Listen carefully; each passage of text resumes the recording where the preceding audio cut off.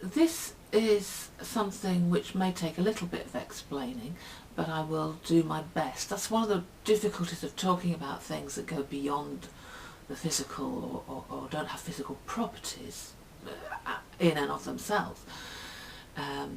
Language isn't really designed to describe or explore them in any clear, straightforward way. So when magic isn't magic, now, you know, there are all sorts of different things that one might mean when one uses that word, which is why I need to be quite specific about what I mean here. I've spoken in many other videos in various different places about the fact that we tend to invite into our lives that which we expect. And when I say expect, I don't mean wish for. Quite often it's the opposite. You know, we have at a very deep level beliefs about life in general and our place in life, usually from woundings that we've received along the way, and we tend to extrapolate from that and apply it to any circumstance which is similar. And we each have our various weaknesses, you know, and for many of us it'll just be a repeating cycle, you know, and it's very, very hard to break. Now, I'm not someone who does rituals on a particularly regular basis. I'll do it in extremis. I'll do it when nothing else that I do works. You know, that I can't reason my way out of something because there's something on a much deeper level forcing my hand. So effectively, when I'm doing a ritual, it is myself upon which I am working rather than anyone else.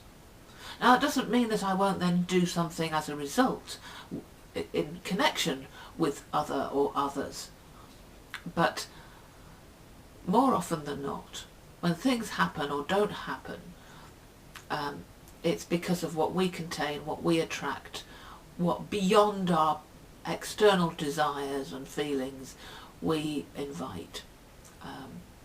And I do have my particular weakness, as of course do we all.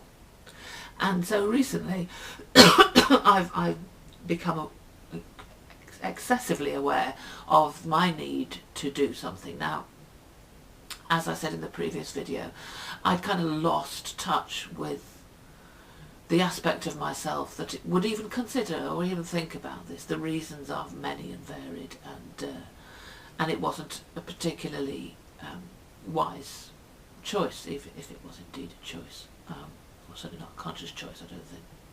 So I'm very glad that I'm coming back to this. But I want to make it clear that it is, you know, there are quite practical and pragmatic things that one can do about, in terms of doing this. It's not just some airy-fairy nonsense or casting spells on people or I mean, you know, those that I could talk about those kind of things if it was of any interest to anybody, but that's not what I want to do right now. My face has almost disappeared. I made this very washed out for a reason, because where I'm at right now is actually a place of blankness is the wrong word, but kind of emptiness. I've ladled out some stuff that I didn't need or want.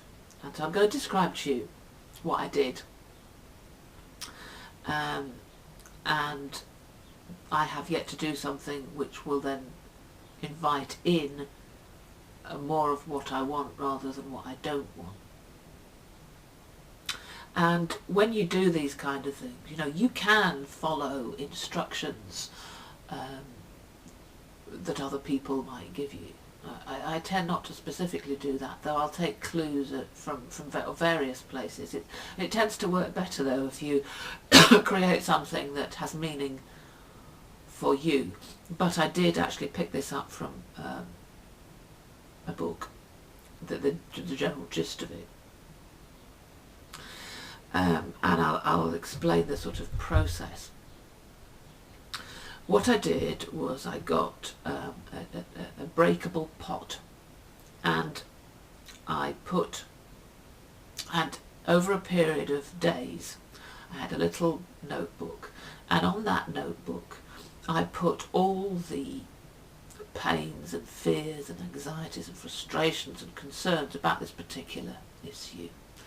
Not as a list, but as something cropped up, I wrote it down without condition, without censorship, because, you know, the only person, I've almost vanished altogether now because the sun's come out,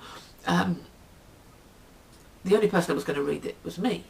So, you know, I am very honest anyway, but just expressing those feelings as they crop up enables you to focus on things that you contain and which are sabotaging your best interests.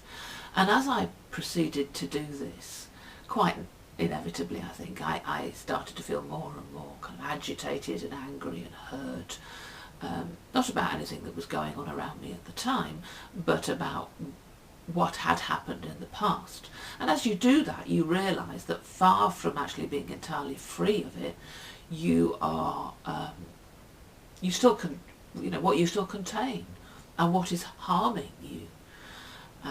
And I actually pushed a couple of people away because I didn't want it, while I was doing it, because I didn't want it to impact on them or for me to take out my past on them. That wouldn't have served anybody, it would have just sabotaged the process. So I ended up with, I mean, not a pot full of these things, but a pot with some of these things in, you know, lots of little bits of paper with these on them, you know. I feel this. And once I felt I'd completed that, I then sat down with that pot and a hammer and a candle of a particular colour because it was relevant for me. So I lit the candle. I then got all the bits of paper out and read them through. And as of course you do that, you realise.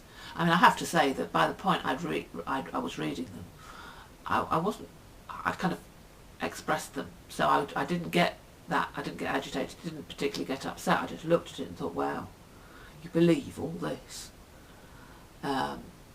Is it any wonder that things are sometimes a little bit difficult?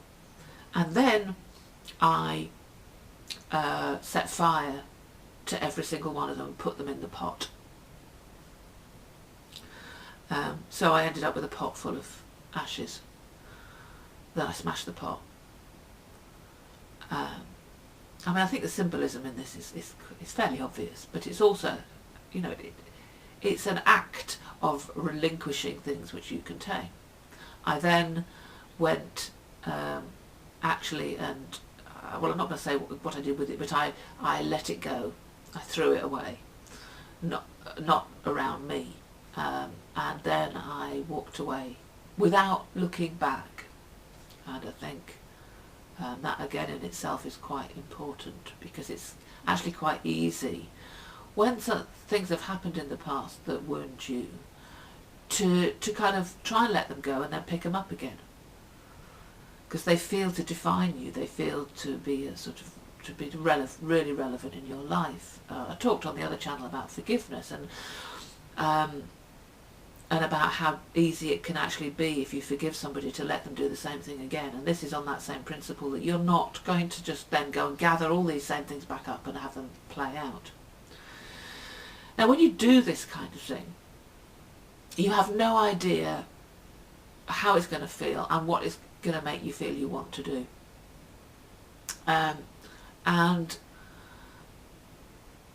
But I will say that first off, I felt significantly different. There was a very different sense about how I was feeling. Again, these things are really hard to put your finger on, but then it also became necessary very quickly for me to actually talk with two particular people in my life and express a kind of change, if you like. And it's really interesting how that can work, because I'm going to disappear. Because you suddenly have clarity. You suddenly know what you want to say, rather than feeling helpless in a situation or harmed by a situation. You know either how to let it go or how to change it, or certainly that you must. And the results of that, in one instance, have been beautifully productive and produced exactly what was needed, and I suspect in the other case the same, probably. But then you are open to possibilities, and I have something else to do, because of course once you relinquish something there is a space, and what I intend to do is next is to do a kind of comparable ritual, but inviting something in, something as in a general, aspect of life in a much cleaner way. And that will be quite simple, and I haven't done it yet. It doesn't actually feel right to do it yet. I feel to need to leave a gap, and I mean this is something else. You need to listen to your gut feelings, your intuitions about these kind of things as to how to proceed. So I thought I would share that process with you. I'm not sure from the other side, when you don't actually know what hell I'm talking about in terms of content, whether this will come across clearly, but if you have anything to ask or to say, please feel free.